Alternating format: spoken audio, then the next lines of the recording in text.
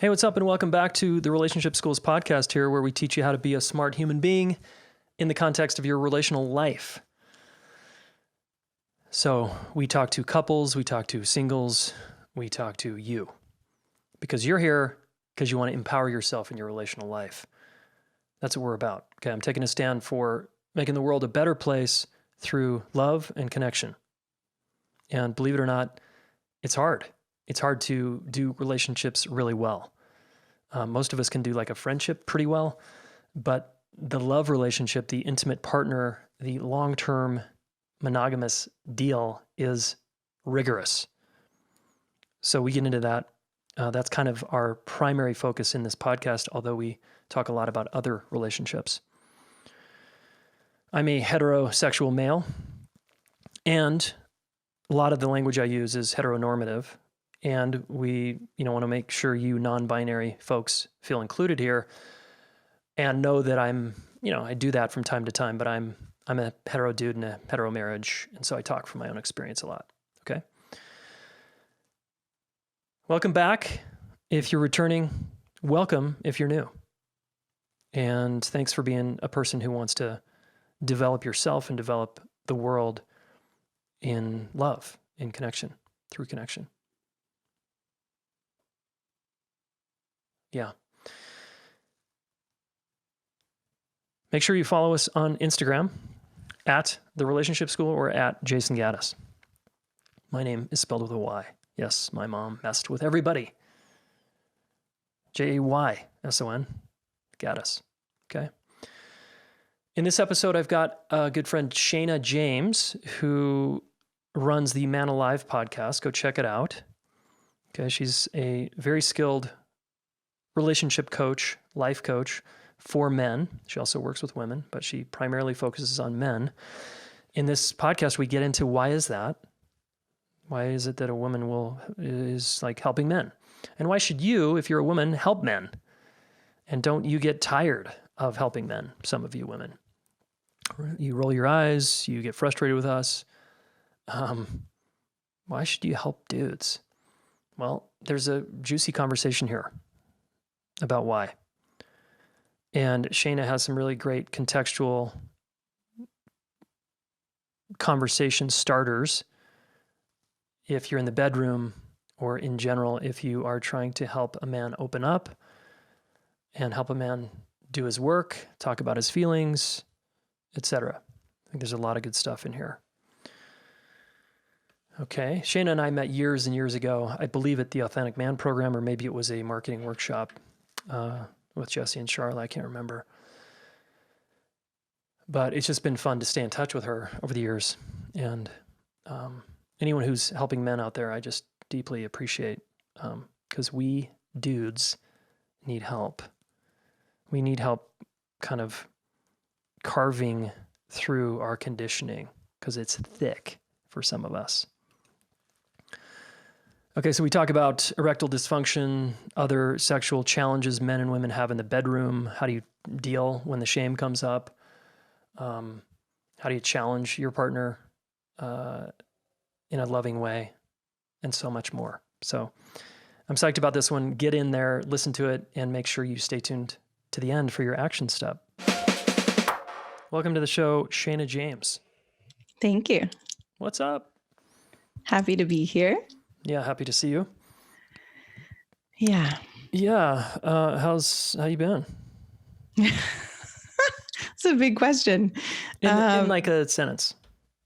In a sentence. Good. I feel like there's more chaos and intensity in life than ever. And I'm also learning to ride the waves and find more peace than ever. That's my sentence. Nice. That's cool. Yeah. Yeah. I mean, I could get into that conversation for hours with you. Just, there's so much there because I can relate. Yeah. Yeah. So Shana, I'm psyched to have you here. We just did your intro, so people have a little slice of you. Okay. I've been on your podcast before, so folks can go listen to that. Yes, the Man Alive podcast. Listen. And just by way of introduction, I want to start with one question and then we'll kind of get into your story a little bit. Great. So the question is, you work with men, you coach men, you teach and talk about men to men. Yeah. It seems like you're trying to help men here. Yes, that feels true. Okay. And why bother? Why? Yeah, why bother helping men? Don't we, like, I don't know. I would love to hear, like, Yeah. your why you care so much Yeah. to help us guys. Well, and I'll say, I mean, you know, I thought I was going to be working more with women, and I do work with women as well. But something happened when, as I was, you know, writing a dissertation on, you know, whole life practice for women and health for women and relationships for women, that I actually got an opportunity to start working with men. And I started seeing behind the masks or the facades, and, you know, men started showing up at these workshops that I was helping facilitate. And they were so raw and so real and honest. And, you know, men started sharing their deepest fears with me and sobbing and, you know, breaking down and telling me how hard things were and why they didn't know if they still wanted to be alive anymore, you know? And it was like, I mean, I could cry thinking about it. It just changed my whole view of men and the ways that I, you know, when I was growing up and I was in my teens and 20s, I had a like chip on my shoulder, and, you know, boys and men and young men, I was just like, ugh, why are they so, you know, why aren't they emotionally available, or why do they want, you know, sex all the time? Or like, I had all those ideas when I was younger. Yeah. And to really just see the deeper parts of what was going on, the vulnerability, I mean, it really just shook me to my core. And, you know, I could go back into then what I realized about my father and that whole thing. But I think that's a good place to pause. Yeah, that's beautiful. Yeah, I have so many kind of my own memories of a similar experience, seeing, certainly there's my own journey, but I remember last year at one of our events, two men standing up in front of the room, just with the mics facing each other in this extremely vulnerable exchange. And one of them was in tears, and the whole room was just moved to tears. And the women in the room were like, oh my God.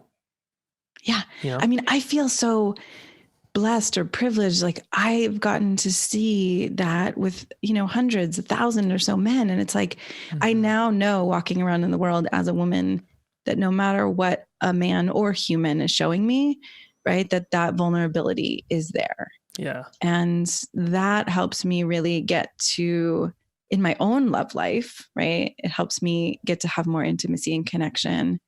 And it really helps everywhere. Yeah, absolutely. Yeah. So let's rewind a little bit. How did you know, we got a little slice there of the kind of chip on your shoulder, et cetera.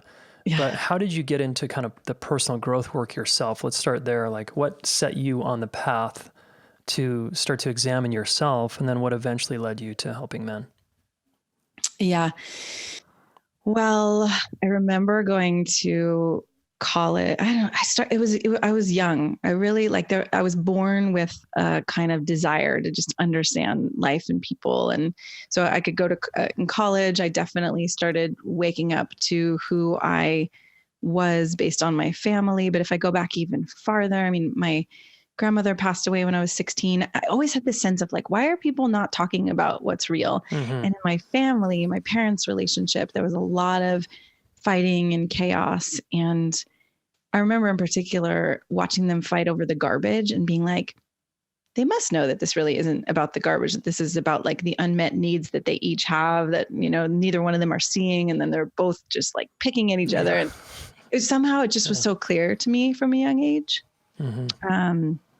And I'll say, you know, vulnerably, my inner critic voice has been just ruthless with me, vicious. And so, you know, some of the inner work, I think, was often a way of like, I don't know how to do this. Right. It's just so painful in here and so intense that there was a desire to understand it or get away from it or heal it or something. And what did you do? Because we didn't have podcasts back then. Did you go to therapy, or were you reading books, or how were you starting to ask the questions and get help, you know? tons of books, therapy, shamanic journeying, medicine work, spiritual practice, meditation, And this is like in your yoga. late teens or early This is 20s like or? probably early 20s. Yeah. Okay. Yeah. Okay. And then through my 20s, 30s, 40s. Yeah. Yeah. And so why eventually men? Like, as you started to examine yourself and get help with this critic and different parts of your life, I'm guessing you wanted to give back. And did you become a therapist or a coach, or did you start to just naturally help people, Yeah. or how did I that mean, I became unfold? a coach. And like I said, at first I thought I was going to work with women because I thought, well, I know what being a woman is like. Yeah. And so therefore I can support women with their own inner voices Yeah. and struggles and relationships and stuff. But then, right, having this opportunity to work with men, and I did. I created a whole, series of courses for women on relationships and authenticity and all of that. So that still exists too. Mm-hmm. But after my son was born and I realized that I didn't have energy to do everything, I really, took a deeper look and felt like, all right, what is calling me, right? Mm-hmm. What is my calling?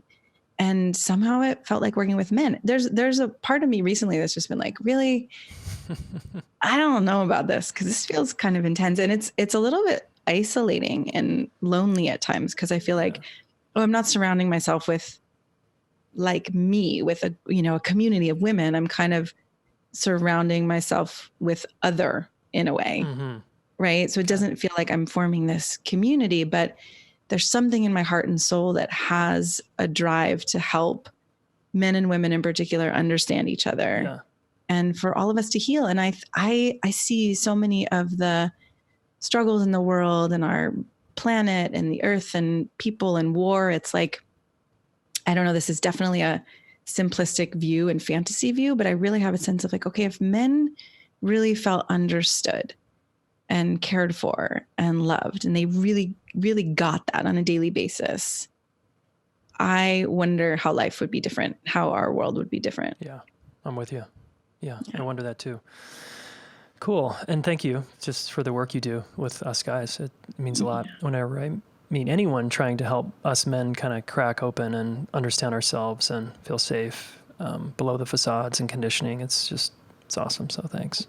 Thanks. Yeah. Yeah. And I never want to try to say like, well, now somehow I know men better or men shouldn't work with men. I mean, there's a lot of, men who are like, well, we've had enough of women and, men, we need men to come in and like do this healing work. And I think both are true. And I think part of what I see is I love when men do some work with men to, be safe to feel all the feelings and to, go through the shame and all of that. And then I feel like I like to do a kind of human practice with men where we practice communicating and we practice connecting deeper. And we work with some more of the mother wound and the places that get stuck with women that don't necessarily get unstuck in the work with men. Yeah. Yeah. Do you think, random question here, do you think men's work, and I can define that maybe in the intro for people. Yeah. Do you think men's work is on the rise and it's more okay for men to work on themselves? You do. What has you think that or see that? Well, I don't know. I mean, maybe it's that I've been doing a podcast for a couple of years, so I'm like looking for and finding men. But I do see the Mankind Project is growing, and there are other groups that are really out there supporting men to get more in touch with their primal nature or their feelings and their emotions. And so I think there are a lot of organizations out there. I mean, I'm working on a TED Talk right now for that reason, where it's like I see that on the rise, and what I don't see is women having a specific or clear role in helping men heal. And so that's part of what I want to actually bring into the world is like, okay, great. This is on the rise with men. How do we actually help women start to support men as well? At least some women who are ready, and women who are in partnerships with men, and mothers and sisters and colleagues, right? Like some women are, really hurt, and that's okay that's where you are. And so there are women who aren't going to champion men. Yeah. But I think for those of us who are able, I think that, we need a connected approach. Yeah, I'm with you. And I want to ask you a question that I feel like comes up a lot in this conversation, which is Yeah. there's a certain maybe type of woman or her experience where you hear the kind of pushback around, well, I have already helped men for so long. Why? Now I'm kind of at the stage of resentment. Yeah. And I'm over it. I'm tired of helping my boyfriend. I'm tired of helping my husband. I'm tired of kind of carrying the emotion. I'm doing the emotional labor for both of us. Yeah. So what do you say to that? It's a good question. I mean, part of what I say to that is, right, men need help from other men or from other people. There can't be any one person that's being the champion or carrying. And I don't want women to have to carry the load, but there is something around when men and women interact in a way where a woman is accepting or holding a man in, love and care versus like, like, oh, well, you're supposed to be the rock or you're supposed to be the one who there's a weird thing that happens. I think we as women seem to want men to be emotionally available. And then we also seem to be like, well, when you are, and this is an overstatement and a generalization, so I'm aware of that, but right, there's something that happens where it's like, then sometimes when a man is vulnerable, a woman can be like, ooh, I don't really want to hear that, or you now seem weak to me, Yeah.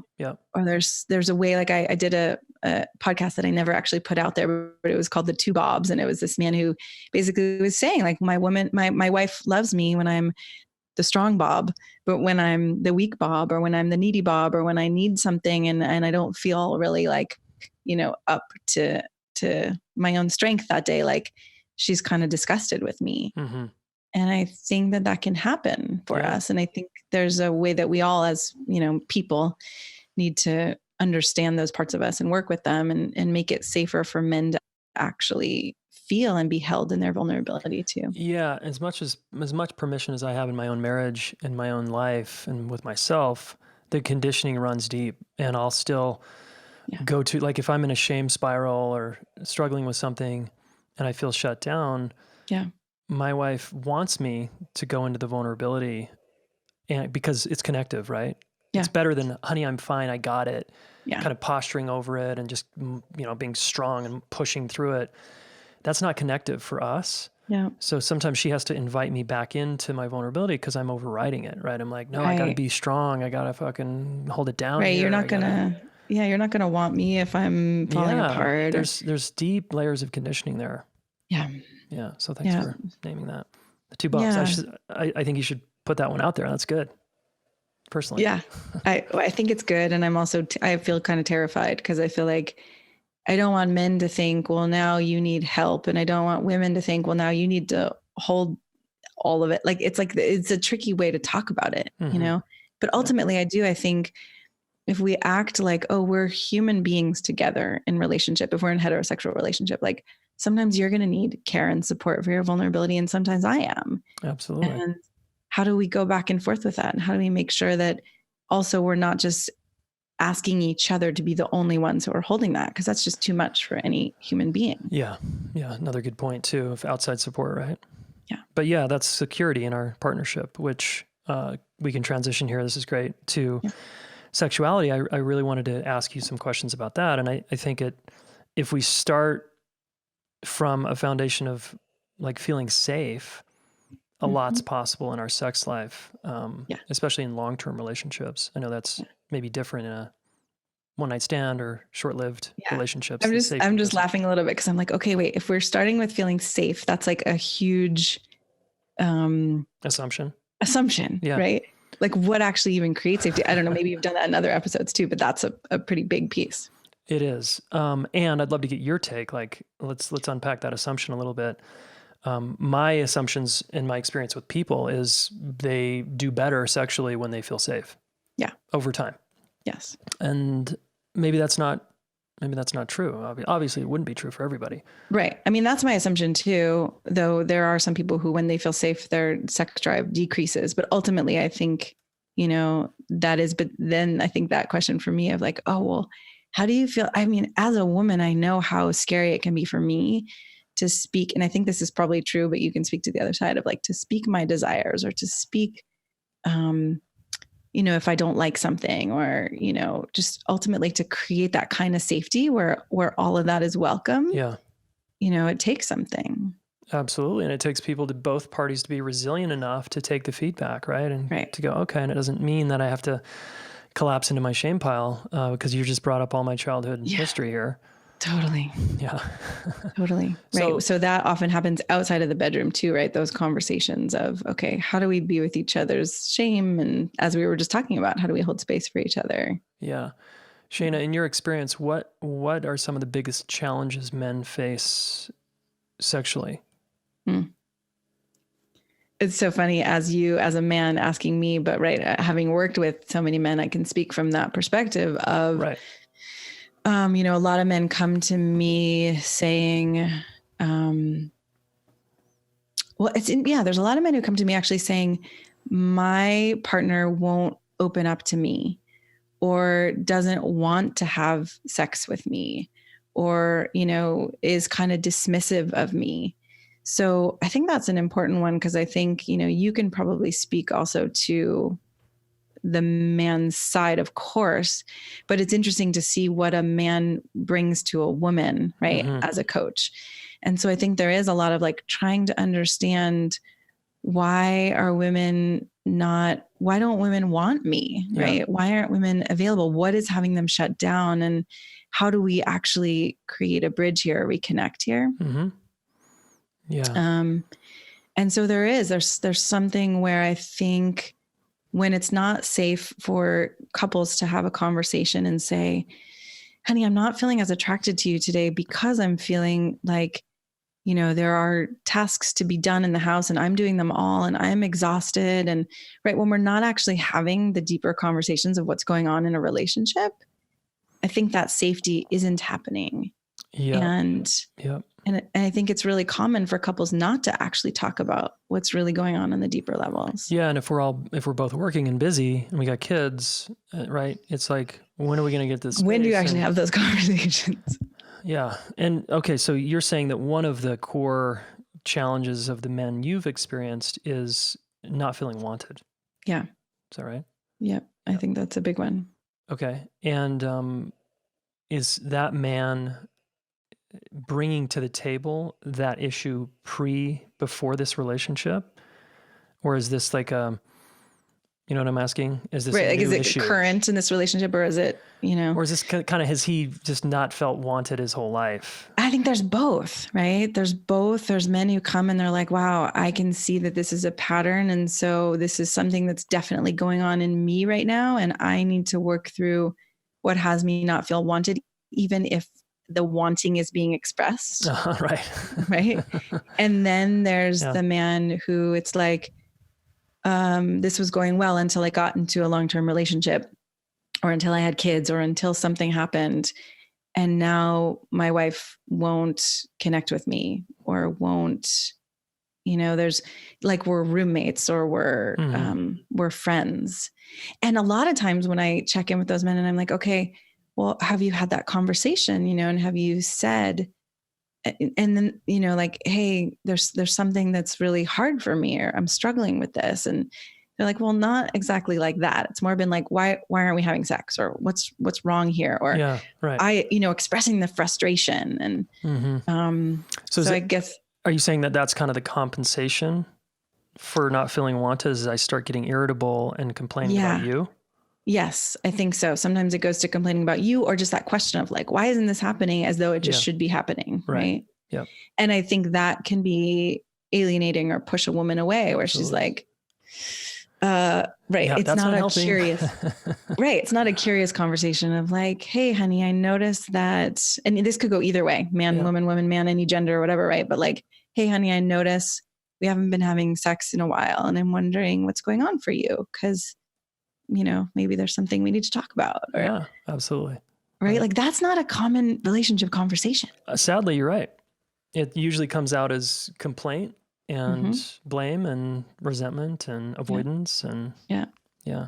What's another just kind of symptom of that you see. So we've identified a couple. Let's say I'm that guy and I'm not feeling wanted. I'm wanting to have sex with my wife. I'm feeling kind of rejected. What might my behavior start to look like? Okay, wait, say that again. If I'm feeling rejected. If I'm a man feeling rejected and I want to have sex with my wife, but I'm feeling kind of rejected, one of my sort of symptoms starts to look like, hey, complaining toward her. But what are some of the other? I mean, I think another one is just to shut down and pull away, right? Where I'll say to men, have you had that conversation? And they're like, actually, no, I haven't said anything. And I'm like, well, how come? It's like, well, that sounds terrifying. Or, I already know that she's going to be a no, or I'm terrified that she might leave me and she might tell me that she really isn't attracted to me or she doesn't want me. And so kind of like you were saying, that it can pull somebody into that shame pile where, I remember actually years ago, I'm not married anymore, but when I was married, I remember there was a moment where we were at dinner with friends and suddenly I felt this repulsion toward my husband. I was just like, I am not attracted to him at all. I don't know if I ever will be again. And it was really shameful. I felt like I couldn't say anything. And, we got home and he was like, what is going on? I was like, I don't know, but I couldn't talk about that's it. Hard to talk. Yeah. And finally the next day he was like, okay, you're acting weird. There's something happening. And I was like, okay. So I got vulnerable. I was like, something happened and my attraction totally faded. And I just felt terrified to tell you. And luckily he was available and he could hear that without falling into his own shame. And after we talked about it, it was gone. Like it just dissipated, but the fear or the shame around even having that conversation or admitting that something like that is happening can be so great that I think a lot of times, right, couples don't go there. Yeah. So I'm hearing for kind of a couple times now from you that having transparent, curious conversations about whatever's going on could really help. Yeah. I mean, I think that's so fundamental. I think that's part of what you teach as well, right? Yeah. It's like, yeah, totally. Yeah. Yeah. Okay. And what about porn? Like, might I, that's pretty common for men. So, okay, I'm not getting it from my wife. So I'm going to pull away, shut down, and I'm already stressed. And so I may as well just, keep using porn. Right. I mean, I don't have a clear or like solid sense of porn is bad. I mean, I think porn, especially if it's like couples are aware of it together or they're talking about it. I mean, I think it could be fun. It can be interesting. But the part that I feel sad about, right, is what you said. It's like, oh, they're not having sex. So then before even trying to have that conversation, it's like, I'm just going to pull away in my own shame and then go to porn. Right. Yeah. And then now I've got two things I'm not dealing with. Right. Exactly. And it compounds. And then the shame there is great because he's completely alone in that. And so it's pretty scary to bring that to his partner.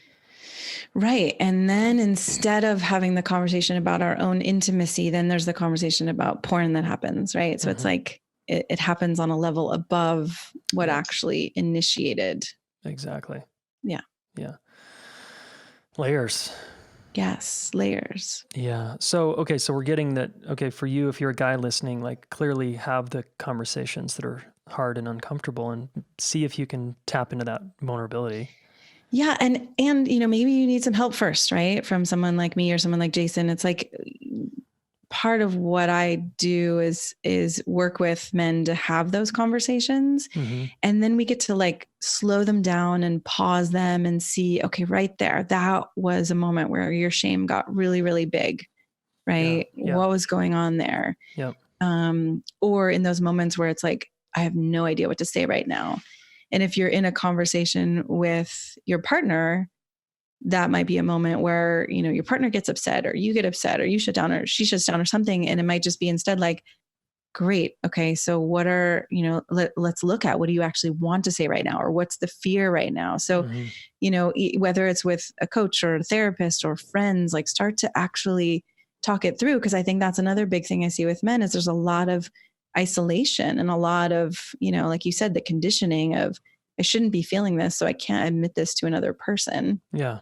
Exactly. And then there's no working with it yourself before attempting to go have that conversation. Yeah. Yeah, totally. Hey, what's up, guys? Quick interruption here from us at the Relationship School. As many of you know, we have a weekend workshop. It's the most affordable entry-level experience you can do with the Relationship School. And right now it's called Accepted and Connected because that's what we want you to feel. All right, it's all about conflict. It's all about learning about conflict and the basics so that you can feel accepted and connected. All right, it's November 7th.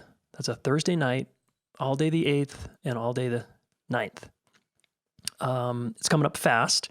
Our super early bird deal is gone. Our early bird deal is gone, but there is a couple of spots left. If you still want to sign up, go to relationshipschool.com/connected. Here's what Nancy said last time. None of us are taught relationship. The only way we learn is by the family that we grew up in. And I don't know about you, but mine was not very healthy. So I'm leaving this Embracing Conflict weekend with tools that I can use to impact all my relationships in my life, not just an intimate one, but with my kids, with coworkers, family, friends.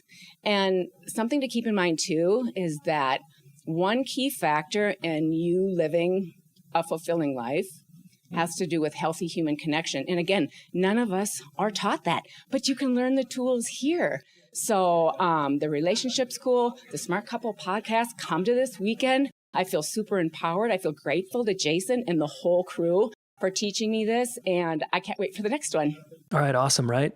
Go to relationshipschool.com/connected to sign up. So can we just, while we're here, I just want to, for the listeners that are women, that are hetero women wanting to understand their guy or their ex, like what else could a woman, like what else is going on with this guy that makes it so hard for him? Why is it so fucking hard for him to open up and deal? Yeah. I mean, the thing that just came up as you said that is like, I think because he cares so much about her opinion of him, right? Like, I think we all do this as humans, but it's like, oh, I really want you to like me, love me, want me. So therefore, I'm afraid that if I show you these parts, then you won't. You won't accept me. You won't like me. You won't have sex with me anymore, right? You won't be attracted to me. Yeah. And then, like you said, just growing up with the conditioning of like, well, a man is a wimp or a pussy or this or that. Like, men don't cry, boys don't cry. I mean, all of that. It's just so thick.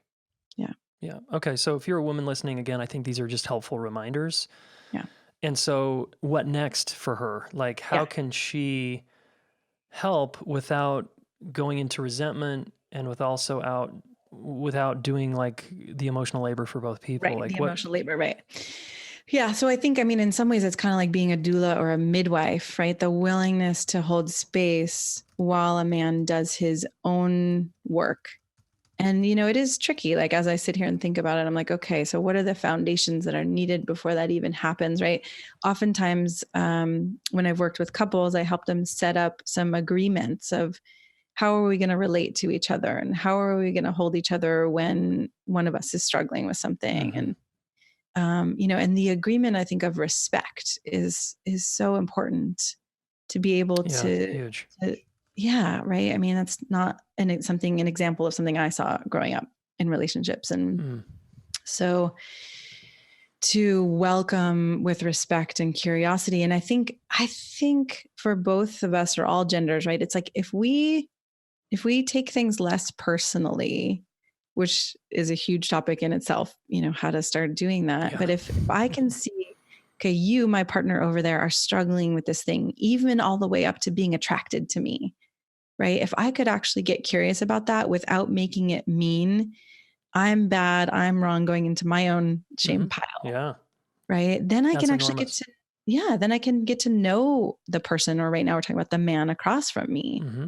And the more I can open up and be curious instead of, and I know this from personal experience, because in my marriage, I would get really reactive. And if he would have a feeling about something that was something about me, I would just be like, I can't believe you think that about me, versus, oh, it seems like there's something going on with you. Like, tell me more about that, or what are you struggling with, or what's really going on for you? Like, there was a way I just got sucked into it in my own shame. Okay. And so I think that's the part that I would say next is for women to see, can I be curious about what's going on over there? If I can't, then maybe I need to go do some of my own work to see where I'm getting hooked, right? Yep. Into my own shame. Yeah.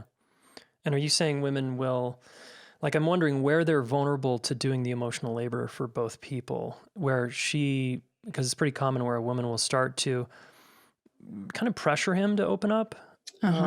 Like, I want your feelings. I want your this. I want your that. Right. Which I'm curious, how is that for you? Like when you get pressured as a man, Yeah. does that help? I guess my wife does it in a way that I don't feel pressure. Yeah.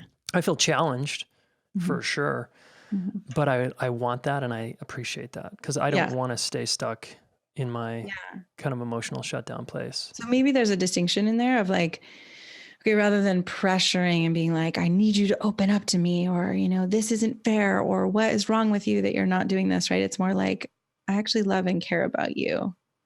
And I want you to know that I'm here, and I know it's vulnerable, and I know that you've been conditioned to, you know, not share all these vulnerable parts. And I'm going to do my best to not come to any conclusions about you. Or, you know, if I do start to feel less attraction, I mean, this is a long thing that they might not say all at the same time, but if I do start to feel less attracted, or if I do start to feel upset with you, like, I'm going to actually be willing to do my own work in that.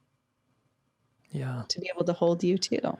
Yeah. I feel space hearing all that, you know, I've got space and I feel validated that this is hard for me and, you know, I'm kind of struggling and I've got layers that aren't really my fault. Yeah. So that was nice. So again, I would take notes there, listener, maybe rewind that part because that feels important. So let's do a specific example. In the bedroom, let's say I'm lose my erection or I come quickly. Yeah. And this is a pattern in our marriage or our dynamic. How can a woman help a man and how can the man kind of help himself? Like, how do they work as a team to? Yeah, that's a really good question. I mean, I think the first piece is everybody's helping themselves by actually being aware of where their own shame is, right? And usually for men in that situation, it's like, oh, I'm not pleasing a woman, or, you know, she's not going to be attracted or want me anymore. Yep. And for women too, I think it can be really vulnerable. Like, I know in some of those situations I've gone to, oh God, is something wrong with me? Or did I do something wrong? Or am I not attractive enough? So for both people to recognize there's shame on both sides. And then I really love what you were saying before, that I think you were reflecting that I was saying, like, that the transparency and the curiosity, right? The vulnerable curiosity of, hey, I'm imagining you might be feeling, you know, some shame or some disappointment right now. And I'm wondering if we could actually talk about it. And if we could both be vulnerable about it without making each other wrong and see what's really going on here, right? Then there's this opportunity to get closer and to get more intimate. And, you know, some of issues with premature ejaculation or all that can be physical, but the more I work with men and the older I get, so that I'm working with men who are getting older, I'm also seeing the emotional component and how if the connection, the emotional connection isn't as strong, there are physical symptoms. Absolutely. Right? Yeah. Erection loss and ejaculating early are two of them. Yeah. Yep. Yeah. Yeah. Huge. And I think it's important that both parties strive for that emotional connection because it's so much of the lubricant, really, you know, for the chemistry and right. Pun intended. Yeah. And because otherwise people get kind of stuck in these rote patterns, right? Yeah. Right. The other thing I noticed is that you said, like, right, it's become a pattern. And so it's interesting to be willing to talk about something even the first time it happens versus, okay, now this is a pattern, right? And so now we're like, you know, knee deep or waist deep in the swamp or the mud or whatever, versus like, oh, there's some mud on the bottom of my shoe and I'm wondering how it got there, right? Or I'm wondering, like, what happened here between us. And so again, I think the courage to be transparent and say, like, actually in my relationship recently, what was it? There was something where after a sexual experience, I said, this feels vulnerable to say, but I basically, I just said, like, I noticed that when you said something to me, there were moments where I really opened and felt like drawn to you. And then there were other moments where I started to feel like I wasn't good enough and I felt ashamed and I started kind of collapsing. And I said, like, I really want to understand this about myself because I know it's not about you, especially because you said the same thing to me and I had different responses both times. Right. And so then we actually, and it felt scary to me. And some part of me was like, I don't need to talk about this. This is just my own thing. And I should work through this on my own. And it's kind of embarrassing. And maybe he's going to feel hurt. Yep. And instead I was like, I'm going to say it. Yeah. It's courageous. Yeah. And I feel like you're talking about some advanced moves here. Yes. And you have a lot of self-awareness and the ability to do that soon in the moment or shortly after. Some people it might take days to get there. Or weeks or months or years, right? That's where we end up in these patterns. Exactly. The pattern gets painful enough, we finally do something. Yeah. Is there for someone listening who's like, whoa, that sounds like so far from where I'm at. Yeah. What would be like a first step? I think the first step is admitting it to yourself. Yeah. Right. Really just being like, okay, I feel sad about this, or I feel disappointed about this, or I feel hurt about this. I feel angry about this, and actually just making all of those right. Yeah. And even, sometimes it helps to make a list of like, this is what I feel. This is the truth that I have not been letting myself actually, like, I've been sort of aware of it on the edge of my mind, but I haven't really been facing it straight on. Yeah. Yeah. And then I would say, whether it's talking to a friend or a coach or a therapist or something, like it often is really helpful to talk to someone else about it first so that some of the intensity can be, dissolved a little bit, right? So that when you're bringing it to your partner, it doesn't have to be this way, but oftentimes if you're bringing it to your partner for the first time, it's messy. It's messy and someone's going to get triggered and we're both going to be a little activated. Right. And I would say, so I would even say that before you if you haven't done this at all, before you bring a conversation to your partner, I would bring the conversation about like, hey, I want to start having more vulnerable conversations. And I feel kind of scared to do it. I'm not sure how it's going to go. And I don't know if you might get upset or I might get upset, but I'm wondering if you would be willing, right? Yeah. There's like a willingness conversation to set the stage. Yeah. And then you could make some agreements of like, okay, could we agree that if I bring something vulnerable to you, you're going to do as best you can to just be caring and, open and hear me out. And then if you need to bring something back, we can create a way that we both get to express ourselves. Yeah. And I like, again, to the listener here, Shana's bringing up a lot of contextual conversations that can happen after the fact or ahead of time that can be more friendly and collaborative, right? Versus in the moment. It usually doesn't go well in the moment when both usually people is are hard. heated. Yeah. So I just appreciate that reminder and want to make sure that folks are getting that are listening. Yeah, thank you. It's a good point. These contextual conversations matter. Framing things, talking about them after the fact or before.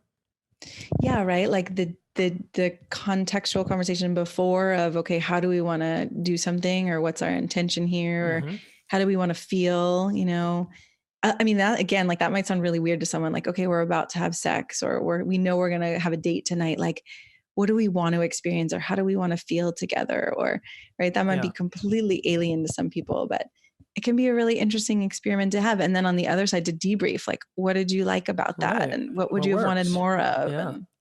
Yeah. Yeah. Awesome. So I'm hearing a lot of permission. Yeah. And for you to really go there, it does require a certain level of self-awareness and vulnerability, right?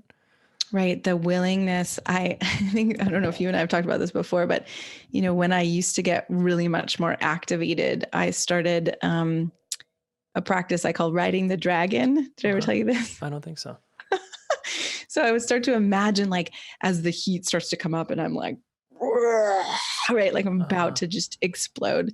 I started imagining that I was in myself riding this little dragon. And as the fire started, I would be like, whoa, and pull back on the reins. This is very bizarre. I don't know why this came to me, but and then I made a commitment to myself, like, I'm always going to breathe and, come back to my center before I speak, right? Like, I'm not going to lash out or be disrespectful. Okay. And I remember a situation where I was dating a man and he said something about like, well, if we were together and I wouldn't be available in the mornings to help out with your son because that's when I write and I meditate and whatever. And while that was like very rational, I'm like, oh, of course, that's your time. There was another part of me that was like, Yeah, like fuck you. Fuck you. Yeah.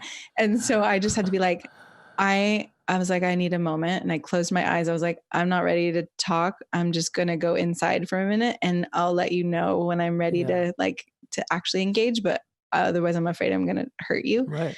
I think you did tell me about this part. Yeah. Right. To give ourselves permission to be like, okay, I need a moment.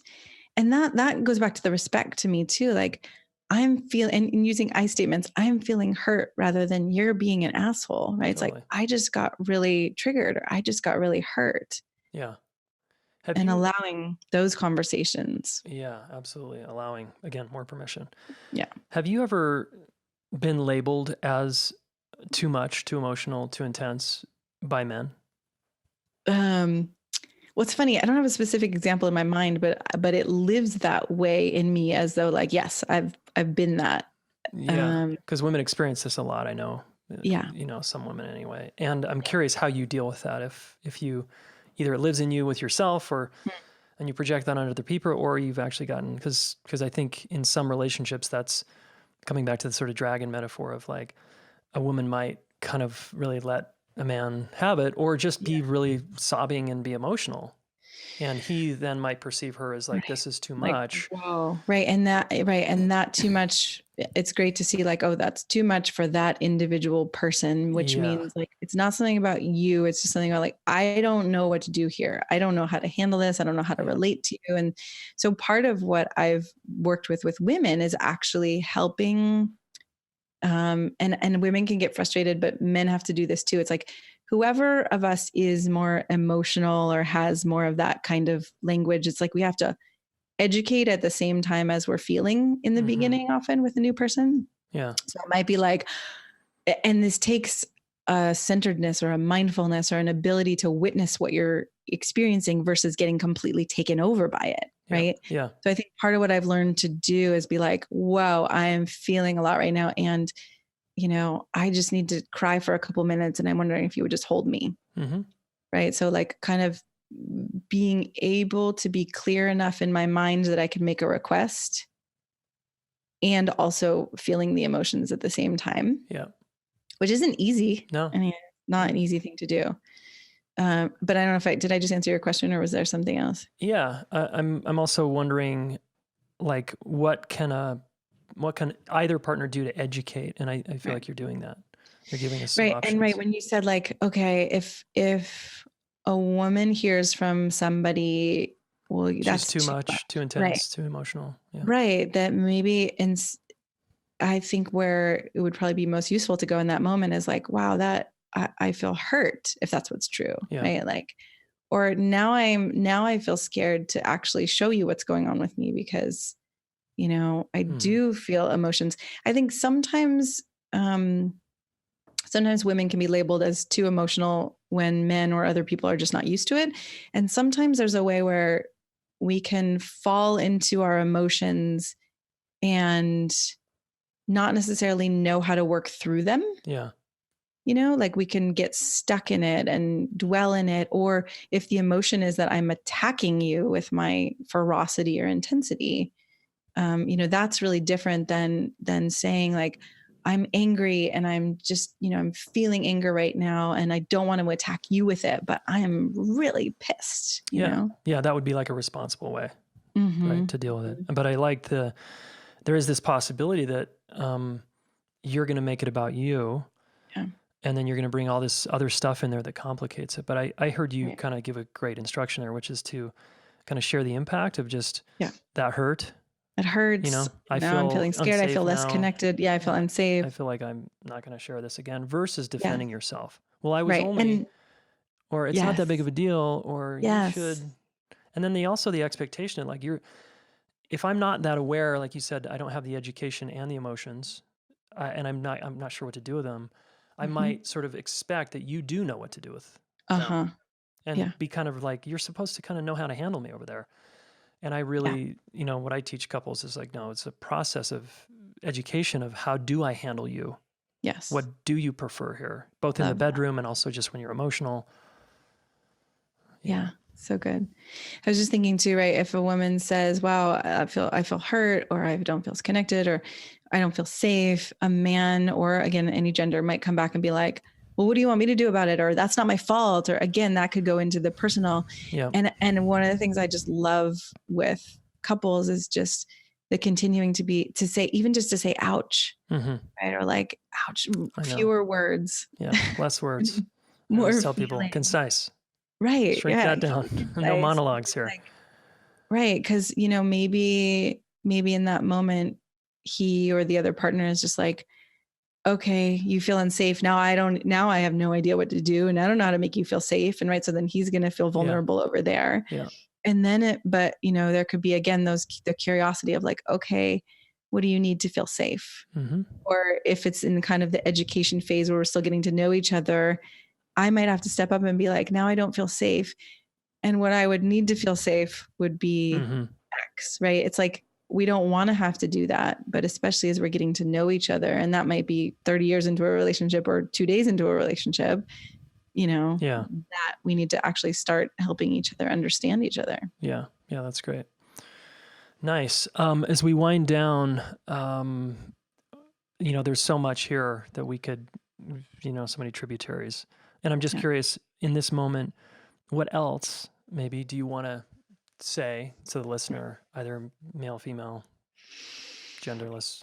To just help us, what have you not said yet about that? I mean, I think I just want to bring hope, right? I think a lot of people that I've worked with have felt hopeless, men and women, like, and I've felt that hopelessness myself too. Like, I just want to, own that. Like after I got divorced 7 years ago, I was just like, I don't know what love is.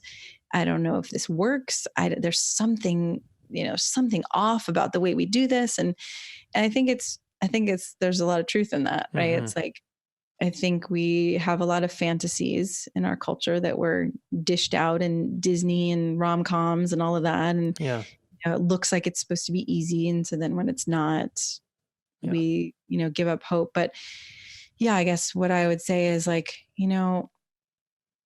if you can start sooner in actually letting each other in on the vulnerability, whether it's on a first date or, in a relationship, right? And trying to be as responsible as you can with like how it feels for you versus what you're thinking the other person is or doing or any of that, just starting to be more vulnerable. And if you start to wonder like, well, I don't want to be vulnerable, that doesn't feel safe, right? There's something in there of like, well, how do I create my own safety? How would I know if I was safe in the world and in a relationship? What would it take for me to be safe? So I'm going all over the place, I think, but I think it's all centered in this idea of like, I think if we can actually be more vulnerable with each other, we can find a deeper love in which there actually is a huge amount of spark and chemistry and intimacy that I think a lot of people don't even necessarily make it to. Yeah. Because we're not taught, how to go deeper than the surface and get stuck in our pain. Yeah. Yeah. Thank you. You're inviting us into, I sort of hear a real maturity in ourselves to be willing to be vulnerable and talk responsibly about our inner life and share that vulnerably with the other person. Right. And have contextual conversations as well as conversations in the moment as things are happening. So I'm appreciating all of those reminders. Yeah, I think maturity is a really great word for it. It's like, if we actually do want to have long lasting relationships, I think we have to learn to be more mature and to be able to hold our own pain without attacking others, and to be able to hold someone else's pain without falling into a sense of, well, now I know who this person is and it's not good. Right? I think there's a lot of lot of deep diving and digging Oh yeah. for us to do. Yeah, totally. Thanks, Shana. One last question. Yeah. I often ask my guests, if I were to, one of our missions is to reach 1 million young people. And so if I had a room full of high schoolers, Yes. 1,000 high schoolers, Yeah. and I could only teach them one thing about relationship, and Mm. you whispered in my ear, what would you have me tell them? Oh, I love this. I was just thinking about how it would really be good for us to start younger, right? Like with younger people. Well, there's definitely something about vulnerability, right? Like to learn how to feel safe, not to create unsafe situations, but or not to like do this in unsafe situations, but learn how to be vulnerable faster. And to invite others' vulnerability, right? And to remember that we all have it. That whenever we're looking over there outside of ourselves and thinking like, oh, well, that person doesn't feel vulnerable, it's just because we're comparing their outsides with our insides. Uh-huh. Right. And when we can start to remember that, I think it can be easier to start to admit to our own and not have to save face, Yeah. Yeah. Cool. Great reminder. Yeah. Thanks, Shana. Where can we find out more about you and tell us about your podcast and whatever else? So my website is shanajamescoaching.com. Mm-hmm. And my podcast is Man Alive. So it's, geared toward men all around relationships and health and success and leadership and sex and all of that. But there are women who listen to it. And I think women get a lot out of it too, just the topics themselves and hearing what men are learning. A lot of my growth, like I said, was starting to work with men years and years ago. And I started to learn so much about myself as I started to understand men more and how I related to men. And so I highly recommend listening for that reason too. Yeah, agreed. Some awesome guests you have on there. Yeah. Cool. Yeah, well, definitely check out our shows. I loved the shows that we've done together too. Yeah, those were super fun. Yeah. Okay, thanks, Shana. Awesome being with you. Appreciate what you're up to. Yeah, thank you so much. Okay, pretty cool. Make sure, action step here, 2 of them. I always say, go check out this person, Shana's podcast. If you want to start with her and I talking about conflict, for example, where she interviews me, feel free to start there. Or just scroll through her podcast and check out what you want. Okay, Man Alive. And you can find that on your phone. Okay, hopefully you are hip enough now with podcasts to easily search for the podcast you want on the platform you want and listen to it. Yeah. Okay, next action step is, I thought her contextual conversation, a couple of them were so awesome. I would write those down. Okay, go back and listen to that part and then write your own. How are you going to approach, let's say you're a woman with a man, how are you going to approach your man about the challenges that are going on in the bedroom? And how are you going to do it outside of that, like pre or post triggering moment? Like, what's that conversation starter you're going to do? And can you, write it out? Again, in the beginning, we need to maybe write things down. We think about them. We ruminate. Oh, should I say this or should I say that? That's okay, guys. Eventually, it becomes second nature when you practice enough. Okay, when you learn tools and they integrate inside of you, you learn how to have a contextual conversation in the moment, and it just comes out of you. You don't like premeditate, like, oh shit, I gotta totally get this right. All right, so just kind of know where you are on that spectrum. But have a contextual conversation with a friend or partner, lover, ahead of time. It can be about the bedroom, what you like, dislike, what you liked, disliked from last time. It could be about, hey, I'm not really feeling you lately. How are you going to have that conversation? Okay, write it out. Here at the Relationship School, we talk a lot about setting context prior to a conversation, so a person has a heads up on what the hell they're getting into. It's really nice. It's really considerate. Okay. Now, if you want to go deeper, of course, join us for the Deep Psychology of Intimate Relationships. We're taking applications now. I believe we're in our early bird pricing stage, and you can get the skinny. Okay. You'll have to interview. Okay. We interview every single person now that comes into our training. We want to make sure you're a good fit. Not everybody's a good fit. Not everybody can handle what we bring. It's intense. Okay, it's a hero's journey, and we're going to teach you how to meet your life in a more confident way by dealing with your relational life. It's very cool. Okay. Yeah. So we'll see you here, relationshipschool.com/DPIR if you want to apply. And we'll see you in there. Thanks, folks. Talk soon. Hey, thanks so much for listening. Relationship School fans and Smart Couple listeners, please subscribe to this YouTube channel. All right. Do us a favor, subscribe, share one of these videos with a friend. All right. We want to help the planet get their act together around relationships, and you are one of them. So thank you.